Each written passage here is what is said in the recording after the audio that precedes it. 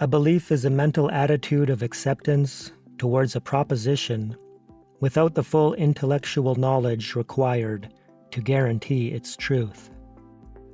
Beliefs are conceptual mental programs within the human ego that create and reinforce positionalities. Cherished beliefs are initially adopted in childhood, programmed into the mind by parents, family, and local society. A belief is entirely conceptual, mental, and intellectual, and is held onto through faith and trust that one's belief is right and true. Beliefs are the determinants of what one experiences. The ego automatically generates pride and identifies with cherished beliefs, and will often go to extremes to defend them. The ego is ever watchful of every slight, slur, insult, or opposing view. Even if one's beliefs are true, they still create conflict through pride, narcissism, vanity, and judgmentalism.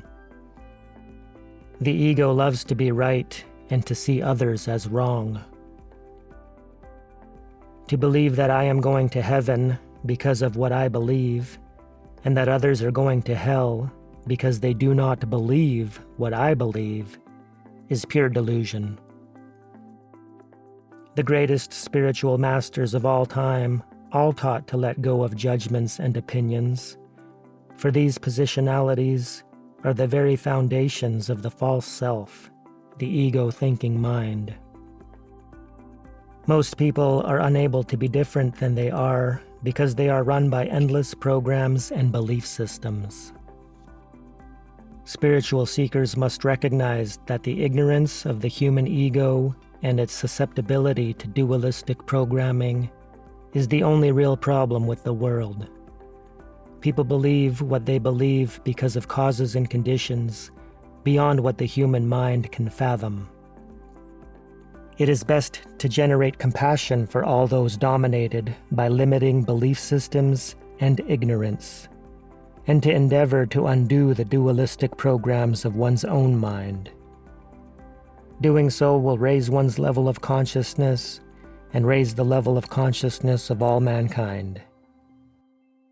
The disassembly of every belief system will eventually lead to the question of what holds to that position. What is it that believes it? And what is it that chooses it and becomes run by it? The belief that one is the thinking mind obscures the realization of one's true self, the reality of the oneness of all that is.